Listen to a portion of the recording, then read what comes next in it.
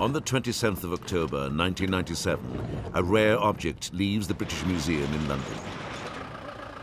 Under tight security, it weaves its way through traffic and heads across town. To the casual observer, nothing seems out of the ordinary, but it is. At a nearby hospital, an Egyptian mummy is going in for a checkup, but the examination is far from routine. The coffin has never been opened. Now, its occupant will undergo a post-mortem for the first time in 2,000 years.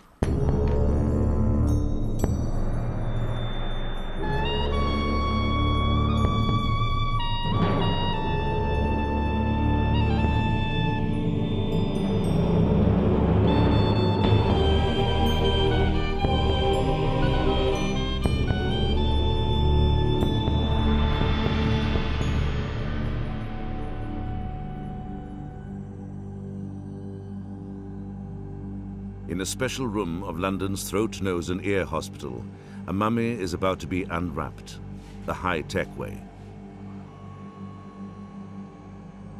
The patient is a young man named Artemidorus.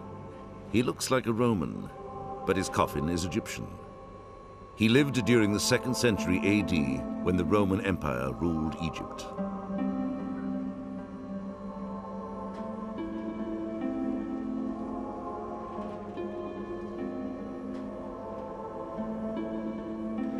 In the past, unwrapping a mummy usually destroyed it, and conventional X-rays only exposed the skeleton.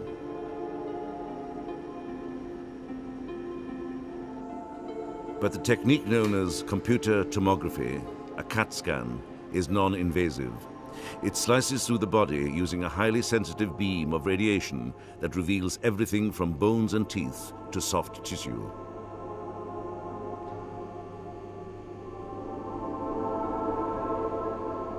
The result is a series of detailed cross-sections of the corpse.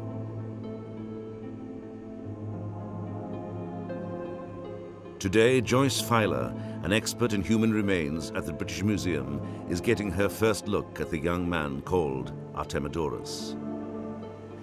What we have here is a view of the mummy. We can see the torso and the skull here. Over here, a cross-section, a slice, as if it was going through this part of the skull here. Round about the skull we have masses of amount of linen which were used to wrap up the body. Here is the skull. This is the nose, obviously the front area of the skull. And here is the back of the skull. You can see in here that the brain has obviously been removed. But what's really interesting about this skull are these cracks which you can see at the back of the skull. When CAT scans are assembled and colorized by a computer, two-dimensional X-rays are transformed into dramatic three-dimensional images, revealing details never before seen.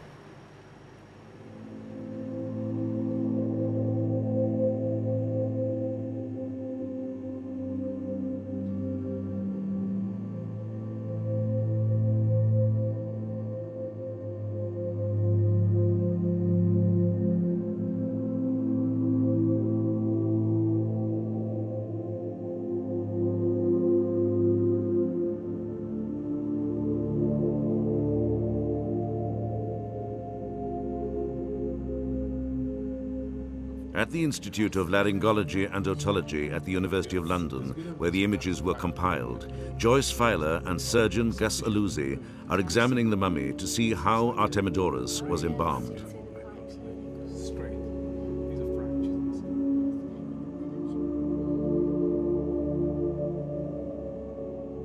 The first glimpse of his body uncovered a shocking secret. His coffin may have been exquisite, but his mummy was a disgrace. Several of his bones are crushed or dislocated, and his spine is out of alignment. In fact, when you look at the chest from the top, you can see that the ribs have been squashed in, Yes. leaving no room for any organs, which I presume have already been taken out. His legs and feet are twisted, suggesting his body was manhandled. Shoddy workmanship his embalmers thought would never come to light. You can see the nose Yeah. quite clearly, and it seems that that's where they've put the packing through. Yes, but quite interesting. Remember some of the other mummies we've looked at? There was packing in the skull, but there isn't in this one. So there's no sort of standard way of doing this, is there? They've still gone through the nose. Yes. All the way to the top of the nose, Yeah. to the skull base, and then through the sinuses and into the brain. Yeah. I presume that's how they took the brain out. Artemidorus was one of the last Egyptians to be mummified. In the 3rd century AD, the spread of Christianity put an end to the age-old practice after some 3,000 years. Ironically, the art of preserving a body was held sacred, and the details of how to do it were never recorded by the Egyptians. The only account comes from the Greek traveller Herodotus, who visited Egypt in 450 BC.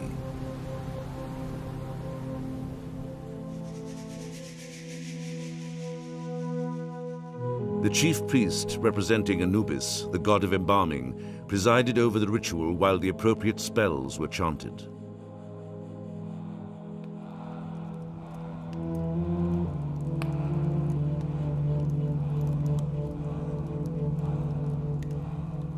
The first step was to prepare the spices, resins, and oils. Next, the brain was removed. Using a metal hook, it was drawn out through the nostrils.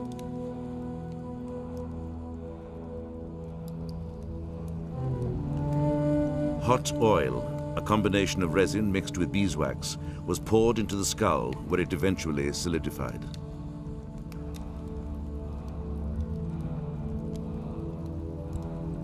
Next, an incision was made in the abdomen to take out the lungs, liver, stomach, and intestines. Here, timing was critical. Because of their high water content, internal organs are the first parts of a body to decompose. The organs were mummified separately. After drying, they were carefully washed and anointed with oil and resin. Then they were wrapped in linen and placed in one of 4 ritual canopic jars, inscribed with appeals to the gods, the 4 sons of Horus, for their protection.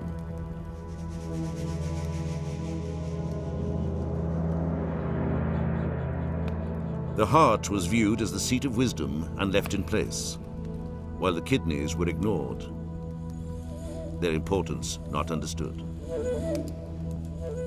Next, the body was packed with natron, a natural preservative consisting of a mixture of sodium carbonate and sodium chloride to draw the moisture out of the tissue.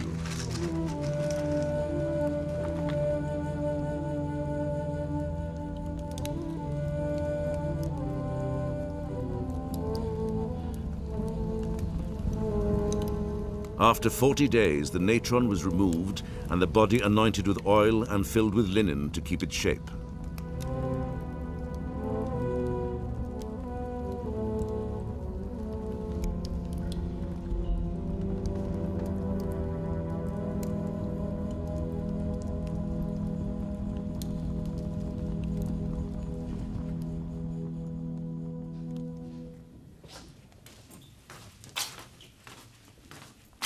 John Taylor, an expert on mummification from the British Museum, has evidence of the expertise of the embalmers. This is an example of Egyptian embalming at its most sophisticated. The body of this elderly woman has been very carefully prepared, and you can tell that for a number of reasons. The hair is extremely well preserved. It would originally have been grey or white, but it's now been stained a reddish colour because of the resin which was applied to the entire surface of the body. The nose has retained its original shape, and this is an indication of the care of the embalmers. This is the incision which the embalmer made in the flank in order to extract the internal organs. The hands, and particularly the fingernails, are extremely well preserved. And this is another indication of the sophisticated techniques employed on embalming this particular lady. the fingernails have been held in position by winding very fine linen threads around each finger. And this is certainly not a feature of every mummy and is an indication of the careful methods employed by her embalmers. For the average Egyptian, it took 2 months' wages to be mummified and 2 months more to pay for the mask. But at any cost, the price was worth it.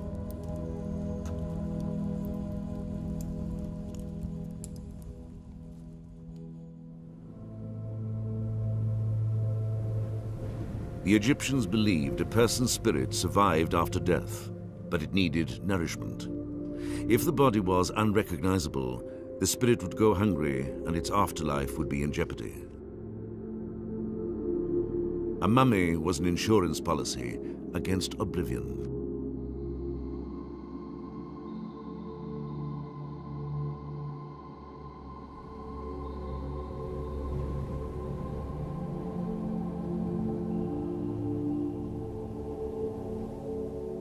As early as 4000 BC, Egypt's dead were buried in shallow graves in the desert.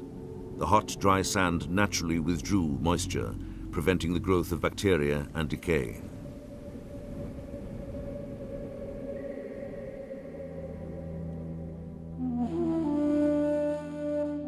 Later, as burials became more elaborate, corpses were put in deep chambers. But without the dry heat of the desert sand, decomposition set in. To preserve the body, the Egyptians borrowed from nature and developed the art of mummification.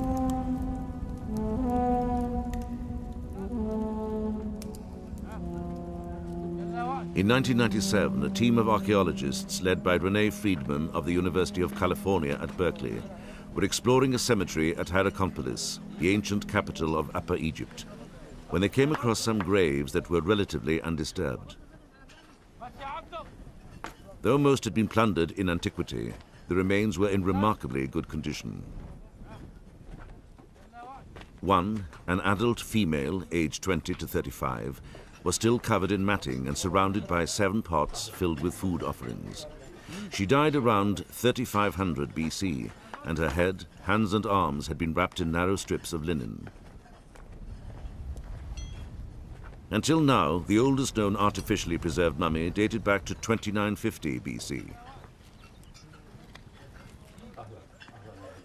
But the discovery of resin on the skin and linen of some of the bodies at Hierakonpolis suggests that the Egyptians were experimenting with the art of mummification some 500 years earlier than previously thought.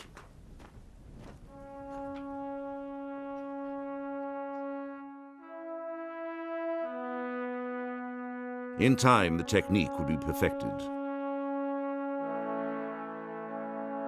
At the Egyptian Museum in Cairo is the most extraordinary collection of mummies ever assembled in one room. Here lie 10 pharaohs from 3 dynasties spanning 500 years. As the rulers of Egypt, they received the best their embalmers had to give. Even in death, Thutmose IV looks like a king. His arms are carefully folded on his chest. His fingers are bent as if wrapped around a royal scepter.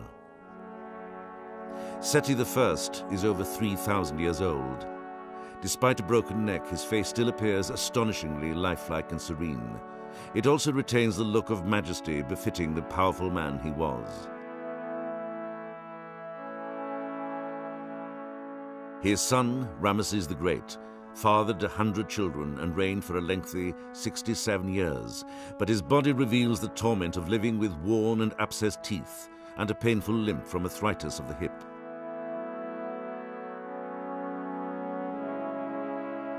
The body of Ramesses V is so well preserved, it even retains a rash of tiny sores attributed to smallpox, a deadly viral disease.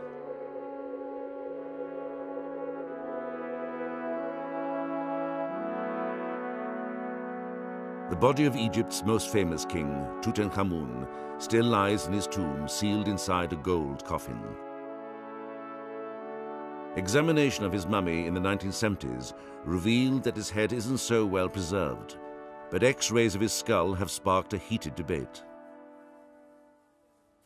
Some Egyptologists claim he suffered a blow to the back of his head and may have been the victim of an assassination. Robert Connolly of the University of Liverpool conducted the original studies on Tutankhamun's X-rays. One of the earliest suggestions was that the back of the head may have shown some injury or perhaps some thinning of the bone, suggesting a blow to the back of the head. You cannot see anything on this X-ray. There is no evidence, no real suggestion of a blow to the back of the head. Other people have suggested there may be some injury here around the ear. That is a perfectly normal appearance for the skull. The only fragment of bone which is out of place is there. And we know exactly where that came from. That came from a plate of bone here, which separates the nose from the brain cavity. And during mummification, when they removed the brain, this was done by fracturing this bone through the nose and removing the brain through the hole. And that fragment of bone there really should be there. And that is the only abnormality. There is absolutely no evidence on this X-ray suggesting cause of death. But in the case of Artemidorus, evidence of violence is more obvious.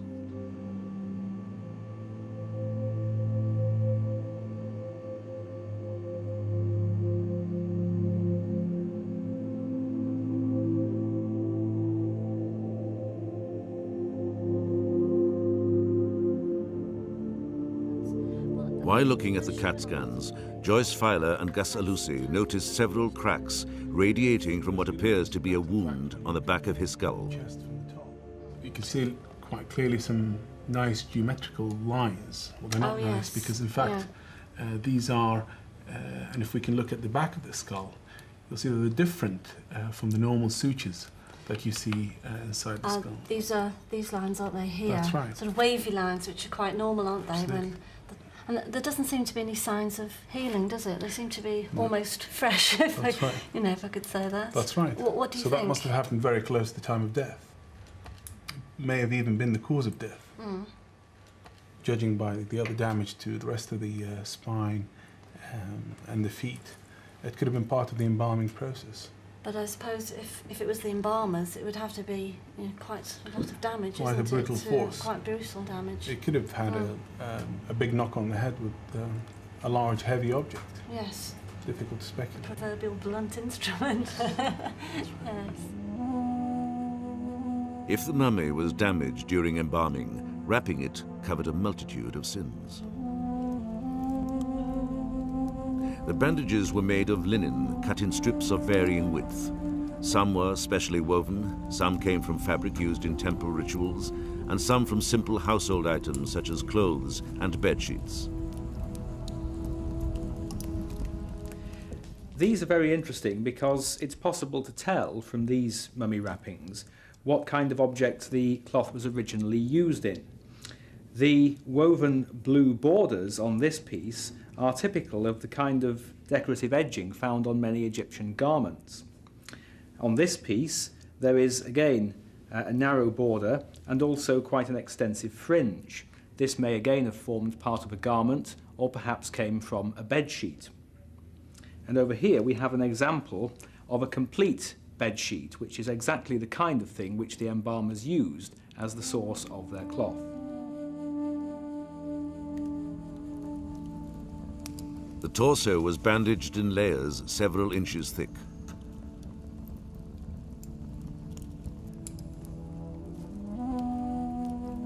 The process took up to 2 weeks and consumed vast amounts of material. One mummy was wrapped in enough linen to stretch a half a mile.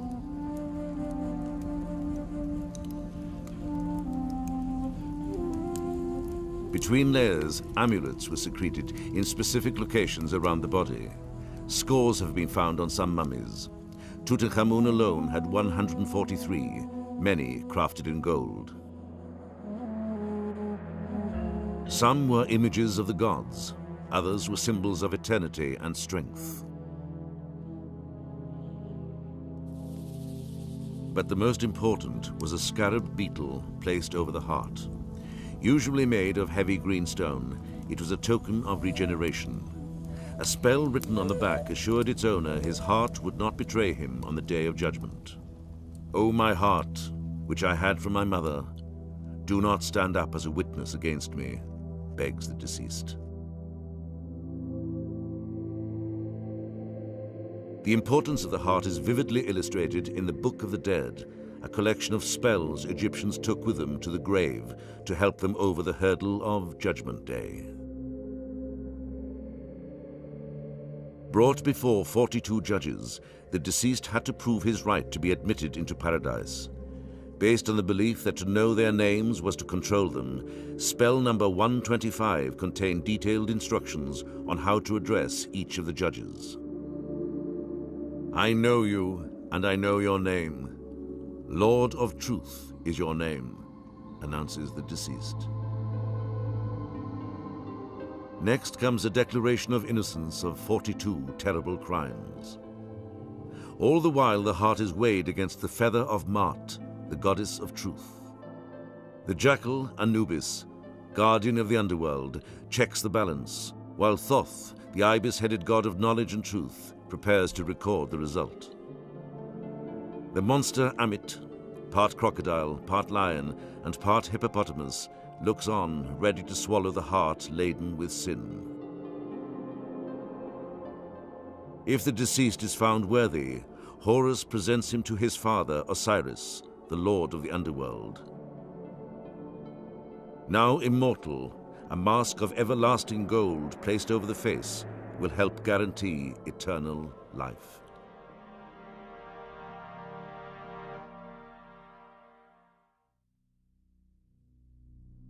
The word mummy comes from the Arabic word mumia, a black pitch-like substance known as bitumen, found in the Near East and believed to contain healing powers. When the Arabs saw their first Egyptian mummies, blackened by embalming oil, they thought they'd found a substitute for bitumen and ground them up for medicine. But it was Napoleon's ill-fated expedition to Egypt in 1798 that would arouse a passion abroad for anything Egyptian, especially mummies. Lured by the lucrative market in Egyptian artifacts, an Italian adventurer, Giovanni Battista Belzoni, sought his fortune excavating monuments and tombs. In a published account of his discoveries, he noted the astonishing number of corpses in the tombs surrounding ancient Thebes. "Every step I took, I crushed a mummy in some place or another. Thus I proceeded from one cave to another, all full of mummies piled in various ways, some standing, some lying, and some on their heads.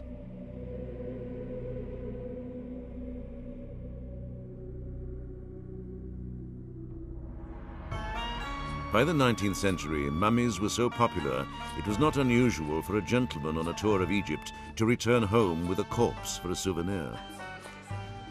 Then an invitation would go out to his friends, a mummy from Thebes to be unrolled at 2:30, one read. That'll be a surprise for this afternoon. Did you enter the tombs then? Yes, we did.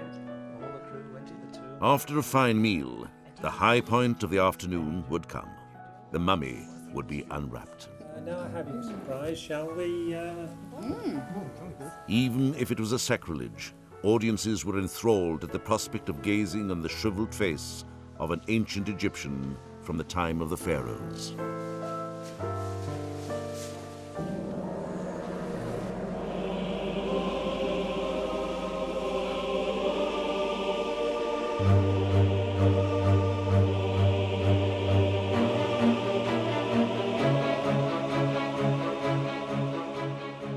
During the Industrial Revolution, Americans were even less sentimental and far more practical when it came to mummies.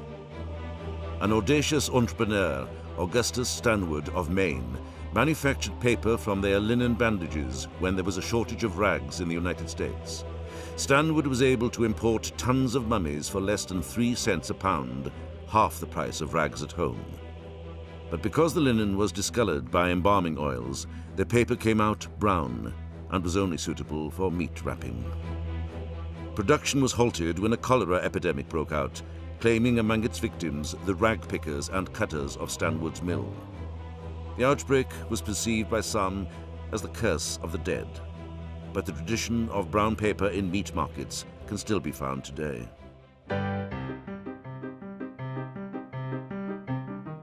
Perhaps the most shameful exploitation of Egypt's legacy was the use of mummies for firewood. In his book, Innocents Abroad, Mark Twain describes watching stokers shoveling mummies into the furnace of a steam engine when an engineer shouted, "Damn these plebeians, they don't burn worth a cent. Pass out a king."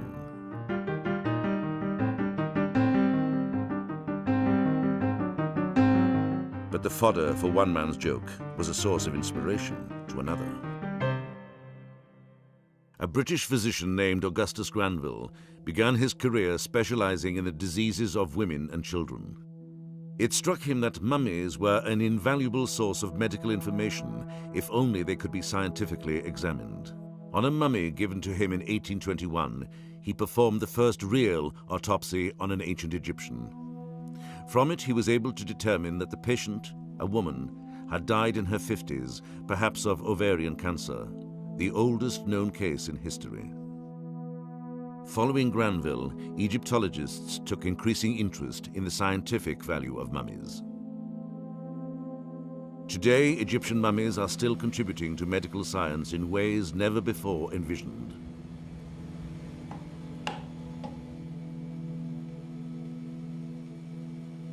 At the Royal Infirmary in Manchester, England, an anonymous female mummy christened 1766 is being prepped for a unique study. Looking on is Rosalie David, one of the foremost authorities on mummies and ancient diseases. Today, as part of the famed Manchester Mummy Project, 1766 is being examined for the first time using one of the most powerful X-ray machines available. Her exquisite coffin is gilded and inlaid with semi-precious stones. But what's inside is far more valuable to medical science.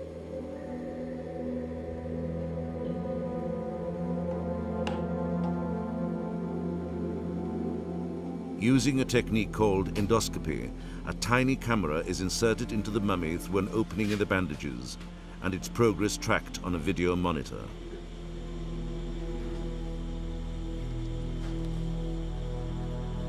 There's the packaging at the top. Now is it this side I need to stay? You're on the left now. This was really a breakthrough which the Manchester team pioneered back in the mid-80s, because it means that we are virtually non-destructive in our examination of the mummies and in being able to take samples which can then be studied. To avoid contamination from packing materials and centuries of environmental pollutants, the tissue sample is taken from deep within the body.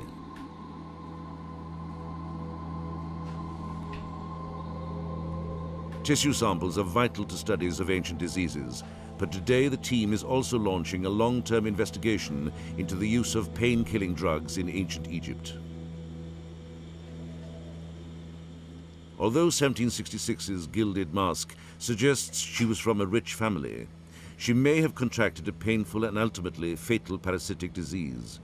If so, drugs may have been given to her to alleviate her suffering.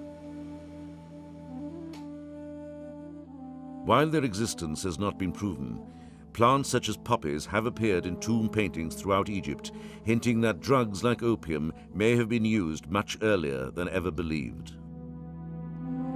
Special vessels resembling poppies have also been identified as opium holders, suggesting that opium was widely traded.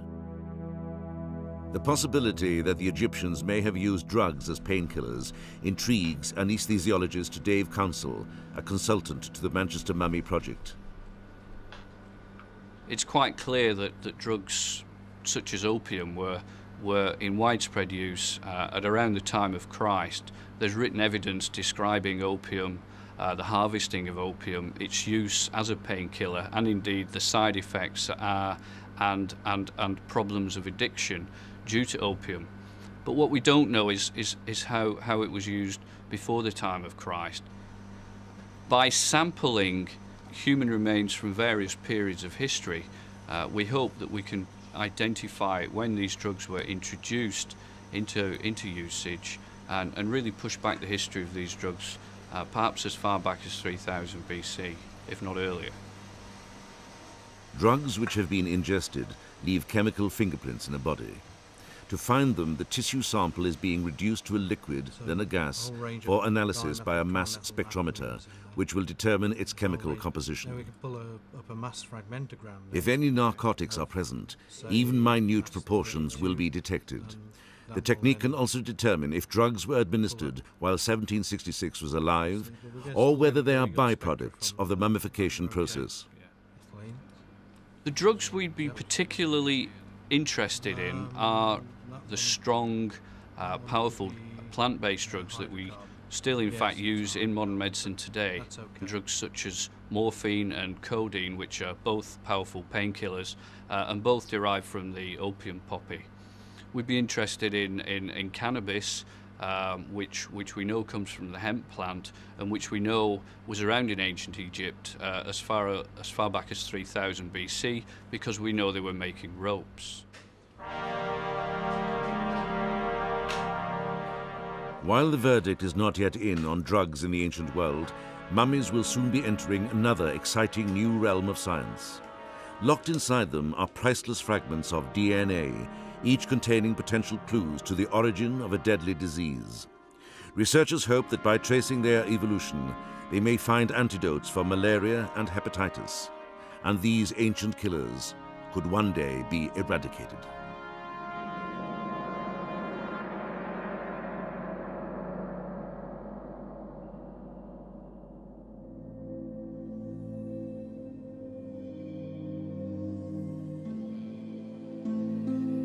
The making of a mummy was only the first step in the quest for eternity.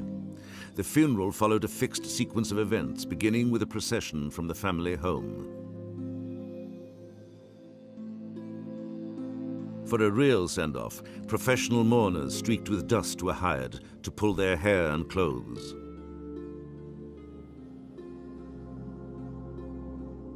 Next came servants carrying the dead's personal possessions. Until now, the body was still considered an empty shell. To restore its senses and bring it back to life, the most important ritual was the opening of the mouth ceremony. A papyrus in the British Museum shows a priest wearing the mask of Anubis, holding up a mummy.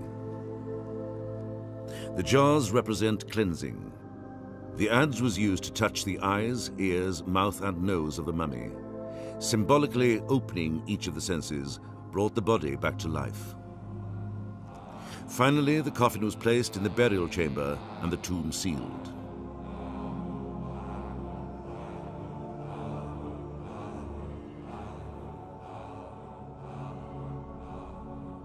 In Egyptian tomb paintings, their owners and their families usually appear healthy and in the prime of life. But their servants and ordinary workmen appear with a wide variety of ailments, reflecting the harsh realities of life.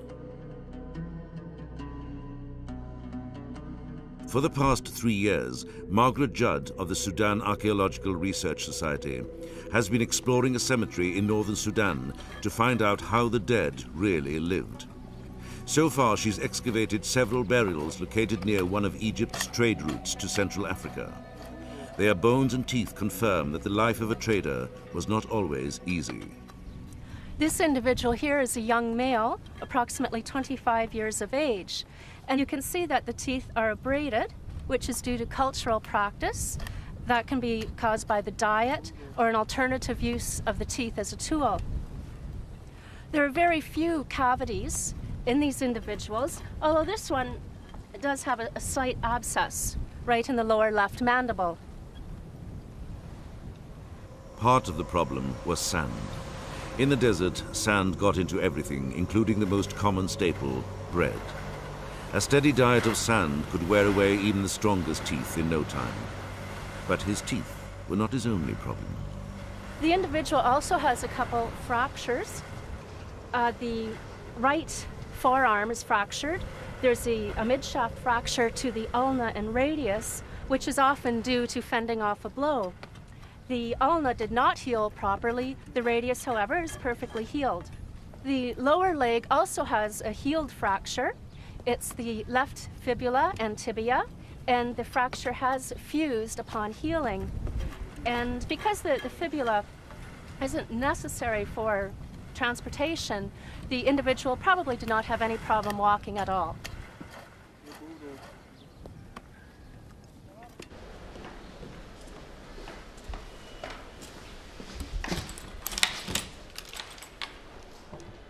One of the most extensive collections of ancient Egyptian human remains is kept at the Medical School of Cairo University.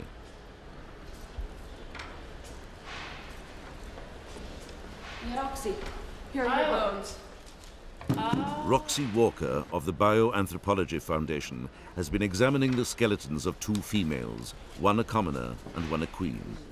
Just by looking at their bones, she can tell who's who. 4,000 years ago, this young woman lived and walked on the banks of the Nile. She led a hard life, dying at the relatively tender age of about 20.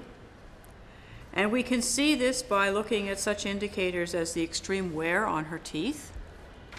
We see from her vertebrae that she had early arthritic changes.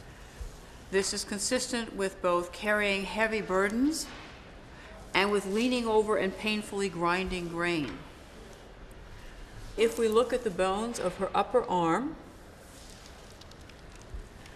we see that the circumference is pretty robust, and there are several ridges where her upper arm muscles were actually attached.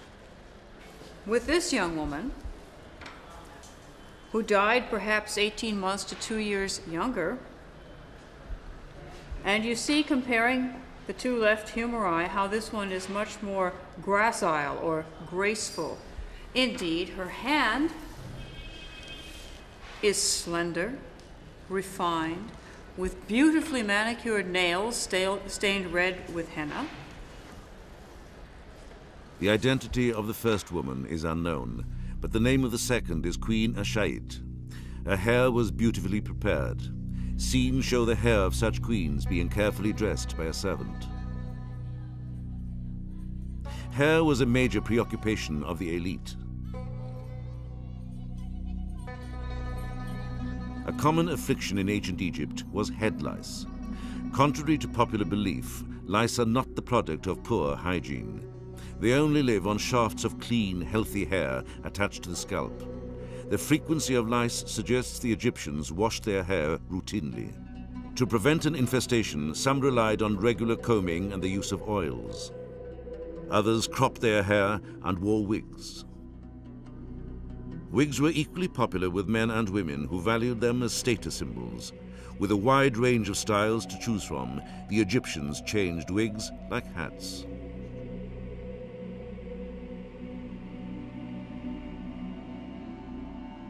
One of the most elaborate was a double wig consisting of two separate sections, waves or curls for the top of the head, and braids worn over the shoulders.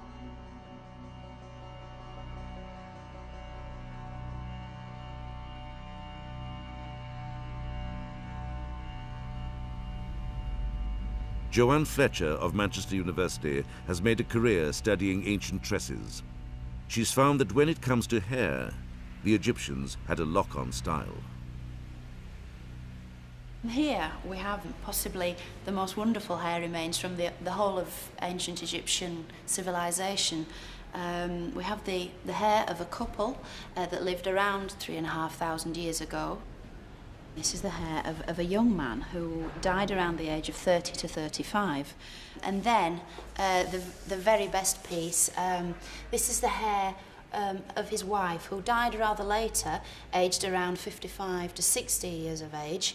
And we can see from the top section her natural hair, quite fine. She was obviously going quite grey towards the end of her life. And the hairdressers, as a post-mortem addition, had actually woven in false hair, human hair extensions, which were braided in very, very carefully.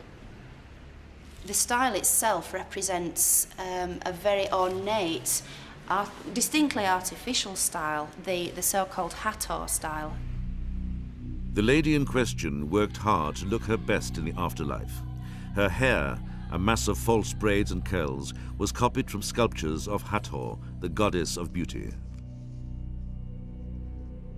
The curls were worn over the chest and held in place with a setting lotion made of beeswax. The attention paid to hair was as crucial in death as it was in life. An Egyptian's final appearance on earth was the prelude to eternity. Though looks were no guarantee of immortality, some would achieve it in a most unusual way.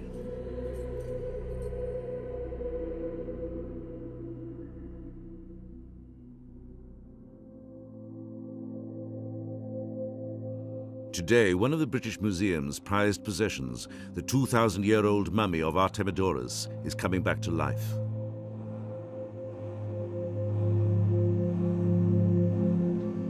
Now that his post-mortem is complete, the museum is anxious to see if the face on his coffin is an idealized portrait or a true representation of the young Egyptian. To find out, João Campos of the Institute of Laryngology and Otology, University of London, is combining his knowledge of human anatomy with computer technology to reconstruct a likeness. We start with a three-dimensional model of the skull of the mummy, which we got from the CT scans. And based on that model, we identify a series of landmark points. Then we add the soft tissue thickness to each one of these points, because they vary according to the location. To give a more realistic view, what we do is we map the portrait that we got from the case of the mummy. We map that portrait into the reconstructed face. So we have the real texture of the eyes and the eyebrows and the lips and the skin. And the result is a very realistic view of the face.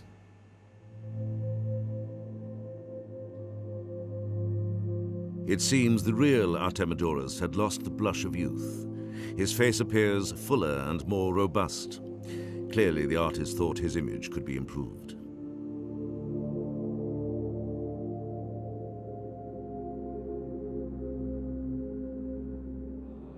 In the past 2 decades, mummies like Artemidorus have been X-rayed, probed, autopsied, and analyzed to satisfy our curiosity about the ancient Egyptians.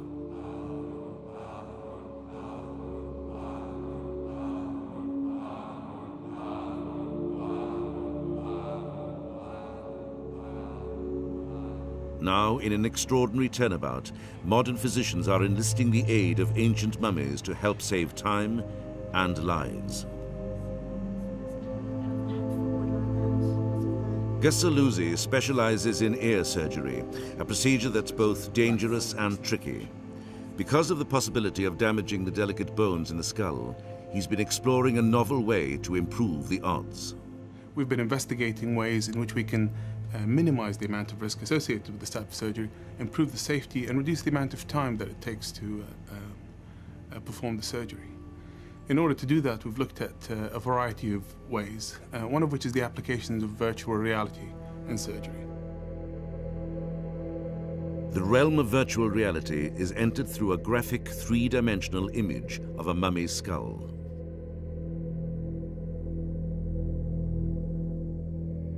For the first time, CAT scans like this allow physicians to explore the inner landscape of the ear in detail and plot their procedures before surgery. This kind of data cannot be just taken from existing scans on patients, because the amount of radiation involved to produce such good quality images would have meant a very large dose of radiation.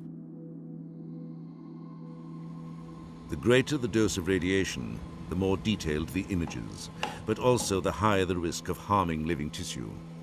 To get the best pictures without injuring patients, hospitals are using mummies to calibrate their CAT scanners. Go and destroy those who desecrated the tomb of our princess. He who robs the graves of Egypt dies.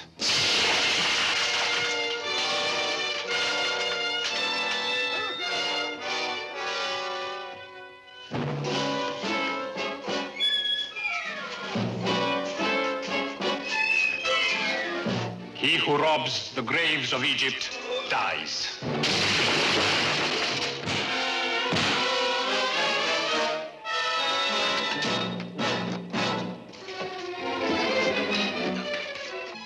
According to the 1950s horror classic, The Mummy, a violent death came to those who disturbed their eternal rest.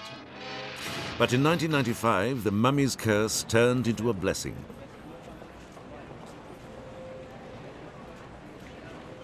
For Yolanda Sykes and her son Christopher, a visit to the British Museum in London is more than a day's outing.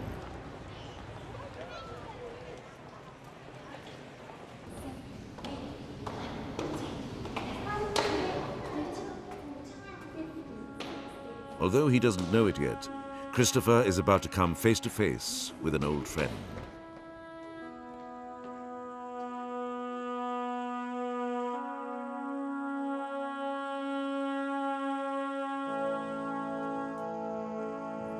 During a previous pregnancy, his mother developed a condition called pre-eclampsia, which can cause stunted growth of the fetus. When Christopher came along, doctors at St. Thomas's Hospital decided to keep an eye on him in the womb, using a technique they pioneered to scan mummies for the museum, but this time modified for an ultrasound machine. Her eyes. Hey, can you see her eyes? The technique was perfected on an Egyptian priestess nicknamed Jenny. When you were a baby in my tummy, at the hospital they took special pictures of you in my tummy, and they used that same machine to make the pictures. They used it on Jenny. And how old are you, Christopher? So nearly 3. Well, Jenny's 3,000 years old. And you see beautiful pictures on her. Christopher is healthy and happy thanks to Jenny, the mummy who reached across time to share the gift of life. And where her ears. Show me. There. Yeah. There. And she thinks she's got an ear around the other side? Yeah. Yeah. Hmm? And her hair, she got stripy hair at the top.